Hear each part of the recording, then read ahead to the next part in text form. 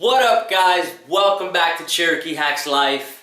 So today we're just going into the chest series of the Wendler 5-3-1 program that I started about a month ago now, about actually 3 weeks ago. The whole thing behind Wendler 5-3-1 is to actually increase your strength, and I saw some huge strength gains from Brian Nielsen. If you guys don't know his site, definitely check it out. I'll put a link down below. He's got a great YouTube channel. He goes over a lot of stuff. But I saw some great gains coming off of him, increasing his strength. And I really need to increase my strength in certain areas for the Strength Camp Challenge that's coming up. So I jumped into the Wendler 5-3-1 program after his recommendation. Brandon Campbell also has a great Wendler 5-3-1 series. But I wanted to change it up a little bit. I didn't want to show you each individual week on what I'm actually progressing and how I worked it out. Figured I'd just condense it into one video for you guys with just the chest, just the deadlifts and the trap bar lifts, and just my squats. So basically 3 different videos that you'll see in this series, just in this first cycle, I guess you could say, of this first set of cycles that are part of Wendler 5-3-1. I found this program actually really good, and before I actually go into the video and kind of break it all down for you guys, what I want to kind of say is the biggest thing that I learned from Wendler 5-3-1 is that you really should go in with a better plan. And I say this hindsight. Go in knowing exactly what your max is. That's one of the big things that I did before starting Wendler 5-3-1. Figuring out what my max rep is, my 1 rep max for every single workout that I can do. Now, I've been trying to avoid my max rep on my chest because I tore my labrum. Don't want to go through that bullshit again. But I've worked really hard on perfecting my form, and you guys will kind of see what I'm talking about when I go through the videos. Then also, most importantly, what I mean by planning is make sure that you know what the number is you're going to put on the weights, or how much weights you're going to put onto the bar before stepping up to the actual bar. It makes it a lot faster for you. You don't have to stand there with your phone and calculate shit, break down, okay, 225, this percentage, etc. That's right. With this program, you have to do some fucking math. And if you don't like math, it's probably this program isn't for you. But it really isn't that hard to deal with the math. It does deal with a lot of rounding, so you got to round things off. You kind of have to figure out when you're putting weights on the actual bar, how much weight can you actually put on it to get as close as possible, either rounding up or rounding down to the weight that it actually says according to the Wendler program. This might actually be easier for kilos, not too sure, but I did this shit on pounds. Why? Because I'm American. In America, we do pounds. That's right. So, let's go right into it, guys, and I'm going to just tell you straight up, you need to know math. So, it's a real simple and straightforward breakdown. With Wendler, it comes in cycles. So it's 3 different cycles in a deload week. This is the numbers. You want to pause it here if you want to look at the actual breakdown for the first week. You figure out what your max is, you multiply that by 75, multiply that by 0.80, multiply that by 0.85, and those are the numbers. And then I wound up rounding it out, and then at the end there, you see how many reps you have to complete in order to do the workout. So with all of these, you really want to make sure that you actually warm up first. So this is probably the only warm up that I'm actually going to show you guys in the entire series. And you just warm up with what I would say is probably 50% to 60% of whatever your max number is, just to get a good warm up going. Try to do some accessory workouts beforehand too. Here I'm doing the first weight that you saw there, which is 165. Again, I round down. What I wound up doing was, again, my maximum amount of weight, which is 225. Multiplied that by 0.75, and I rounded it down to 165. Same thing here. The 225 times 0.8, rounded it came out to 180. Now you can't put 180 pounds on a bar, so I rounded it down to 175. Did the same thing with the next one. It actually came out to 191, and since this was my first cycle, what I wound up doing was actually rounding down to 185. I figured in the end, it'll actually break down to exactly what it needs to break down, because then in my cycle 2, again, we need some fucking math. So with the math, this one breaks down a little bit different. So cycle 2 of the Wendler series calls for you doing your max number times 0.80 times 0.85 and then 0.90. And then again, you see over on the right hand side, you see how many reps you have to actually complete. 3 reps, each different one in cycle 2. Now again, I wound up rounding around.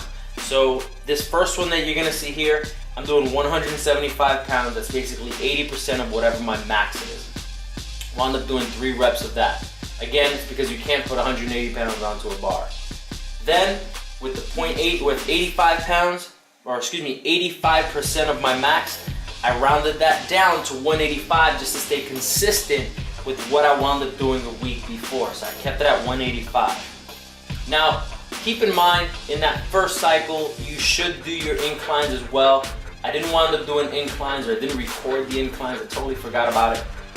But in any case, this one is 90% of my max, which I rounded out to 205. It's actually 202 according to the math, but in this instance, again, I rounded up. Now, with the incline, my max on the flat bench is the same as my max on the incline.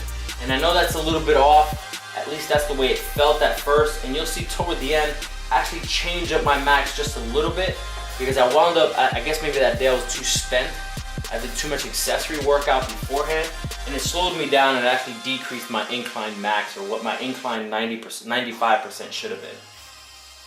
In any case, here you are at 205 with the on the incline. And then on cycle 3, again, we're doing some math, people. So if you suck at algebra, this ain't gonna be your thing, but it should be really easy, guys, if you kind of plan ahead. Again, here's how it breaks down.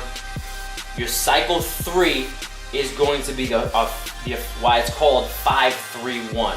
So you're doing 5 reps of the first one, 3 reps of the second one, 1 rep of the last set. So here we go. Here's how the numbers break down: 75%, 85%, and 95% of whatever your max is on the 5-3-1 program. Now really straightforward here. 75% of my max, that's 165 pounds. So here I'm doing 5 reps, 165 pounds. And notice again, I've been really focusing on my form. This is, after tearing the labrum, I'm officially at the 1-year mark right now. So I felt comfortable enough that I could start going into my max weight again. And I tuck in my elbows. I don't go all the way down. You guys can go all the way down if you want to. Go ahead and shit up, that's cool with me. But I recommend not going all the way down. But whatever floats your boat, guys. Here I am doing my last final rep, and I actually wound up pulling 2, just because that first one didn't feel like I actually went down to the point that I should have went down to, and I re-racked it. Here I am on the incline. On the incline, I felt it already that I was kind of tired, so I did, this is 165, the next set is 185, 3 reps, and then the last one is 225, or excuse me, 205 for 1 rep. So I messed up a little bit on that one, but it's all right, you know? Again, you should be doing a flat bench, you should be doing an incline to actually figure out how strong you're gonna be. And then again, what winds up happening is after this is all done, you wind up going into a deload week. And I'm actually in my deload week now. Basically, a deload week, for those that don't know, is where you do a lot lighter weight for that week. So let's say you do 50% of what your max is, 50 to 60%, that's all you do, you know? And it feels kind of weird because you're like, shit, I know I can push more, I know I can go heavier. But remember, your muscles build not only by going to the gym, but giving them time to rest. And of course you have your rest periods in between. That's why you kind of do your chest days on Monday, or your leg days on Wednesday, or whatever, however you actually cycle your program. But you still need that deload week to give your muscles that time to heal, and then next week we figure out what the max is again, and then the cycle continues.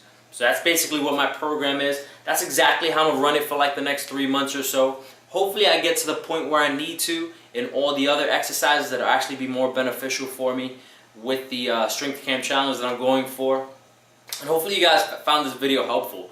I know a lot of the other Wendler 5-3-1 series programs, they tend to drag a little bit, but this one I try to keep it as concise as possible for you guys, so you're not shuffling through what essentially would be like 8 different videos for 1 cycle, or 6 different videos, 1 for flat, 1 for incline. That would be cycle 1, flat incline. I mean, it would be a mess. So hopefully you guys liked the video. Thumbs up, comment down below if you like it. I would love to hear from you guys and see if you guys have actually done the program too. If you've liked it, what you didn't like about it, what suggestions you would probably give me as well going into this program. As always guys, catch you on the next video. Talk to you later.